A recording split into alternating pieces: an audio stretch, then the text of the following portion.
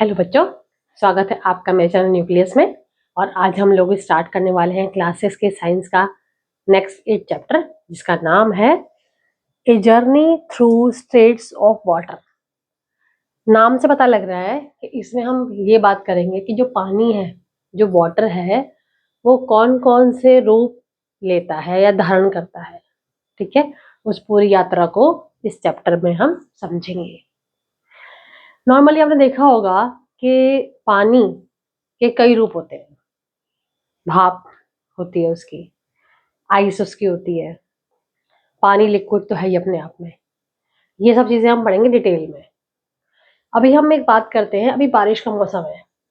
आप अपने स्कूल जाते होंगे, रास्ते में गड्ढे होते होंगे, गड्ढों में पानी होता होगा।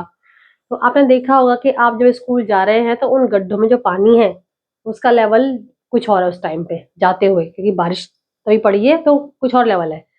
जब आप लौट कर आते होंगे स्कूल से, या तो वो पानी उड़ जाता होगा या मतलब पानी कम हो जाता होगा, उसमें पानी का लेवल कुछ कम हो जाता होगा। अब इसका क्या रीजन हो सकता है कि पानी कहाँ चला गया? या तो उसको अर्थ ने सोख कर लिया, मतलब खींच लिया जमीन ने, या ऊपर आसमान में उड़ गया। तो इसे कंफर्म करने के लिए आप एक काम करो कि वाकई पानी का होता क्या है। आप एक स्टील की प्लेट लो, उसमें 1 चम्मच पानी गिरा दो।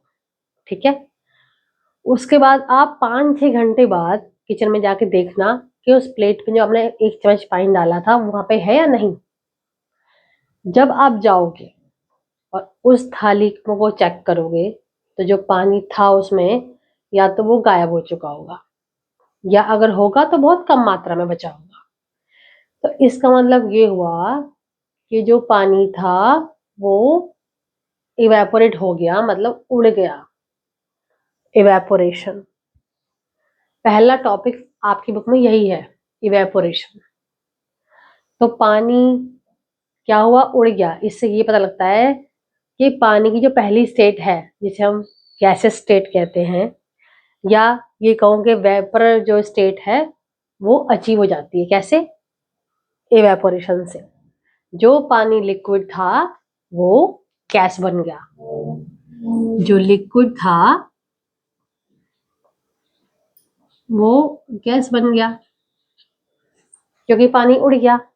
ठीक है, दूसरी बात, आपने देखा होगा कि जब आपकी मम्मा किचन में खाना बनाती हैं, आप नहीं भी जाओ किचन में तो आपको स्मेल आ जाती है कि मम्मा आज कुछ अच्छा बना रही है या खराब बना रही है। वो किस वजह से होता है?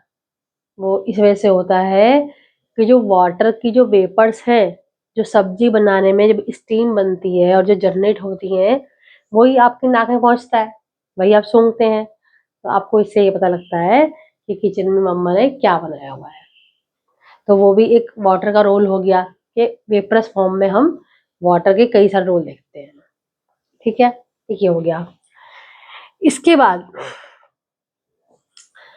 आपने कभी ऐसा किया है कि आपको बहुत तेज प्यास लगी है, बाहर से आए और आपने बोला मम्मा मुझे ठंडा पानी दो फ्रिज का। आपकी मम्मा ग्लास लेकर आई, स्टील का ग्लास है मान लो, उसमें पानी डाला फ्रिज का ठंडा, और आपसे ये बोला कि आप रुको, अभी बाहर से आए हो, कुछ टाइम रुक के पियो, 10 मिनट रुक जाओ। तो आपने देखा होगा जब वो स्टील के ग्लास में जो पानी होता है, उस स्टील के ग्लास के बाहर कुछ आपको वाटर की जो बूंदें हैं, ड्रॉप्स हैं, वो दिखाई देंगी। अब क्वेश्चन ये आता है कि वो कहाँ से आई? क्या वो ग्लास से लीक हुआ है पानी आपके से, या किसी और रीजन से हुआ है? तो इसका पता कैसे लगाएं हम लोग कि भाई ये कैसे आया है? तो आप क्या करोगे, आप 2 ग्लास लोगे। ठीक है, आप एक में भरोगे ठंडा पानी फ्रिज का, एक में भरोगे नॉर्मल पानी। ठीक है, उन दोनों आप वो पानी नाप के भरोगे, आधा लीटर या 250 ml, आपने वो नाप लिया। अब आप ये देखोगे जो ग्लास में नॉर्मल पानी है वो एज इट इज है, उसमें बाहर कोई भी पानी की बूंदें नहीं दिखाई देंगी आपको।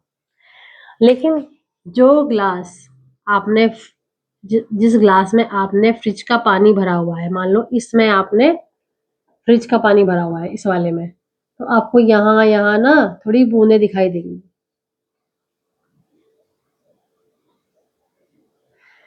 जबकि वाटर का लेवल सेम है, उसमें उतना ही पानी इस ग्लास में, उतना ही पानी उस ग्लास में है। पानी के लेवल में कोई प्रॉब्लम नहीं आई है, मतलब कुछ ज्यादा कम नहीं हुआ है। इसका मतलब ये हुआ कि ये पानी ये वाला तो नहीं है कम से कम। तो ये पानी कहाँ से आया? ये पानी यहाँ से आया। आपको पता होना चाहिए या पता होगा, हमारे सराउंडिंग में, हमारे एनवायरनमेंट में वाटर वेपर होती है, ठीक है, वाटर वेपर होती है। जब भी वाटर वेपर्स किसी कोल्ड सरफेस के से टकराती हैं या उसे कांटेक्ट में आती हैं, तो जो हमारा वाटर वेपर है वो लिक्विड में कन्वर्ट हो जाता है, और इसी प्रोसेस को हम बोलते हैं कंडेंसेशन।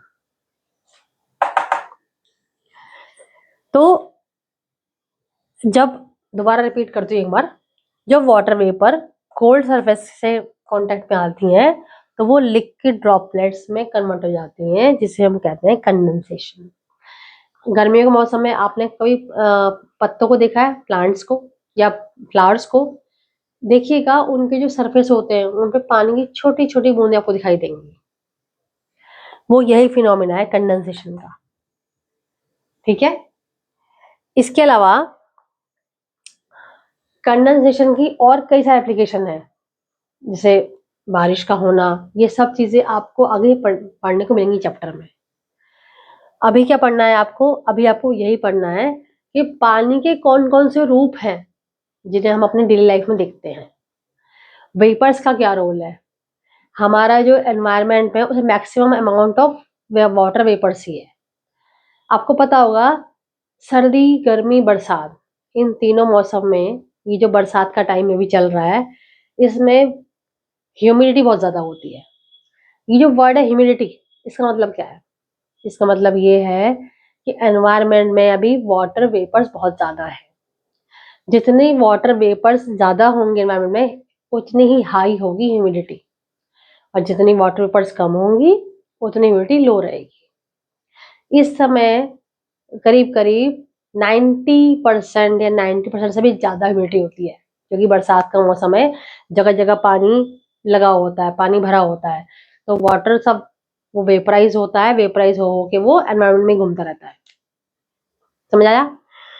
तो दो स्टेट हमने पढ़ी, इवेपोरेशन और कंडेंसेशन। फाइन।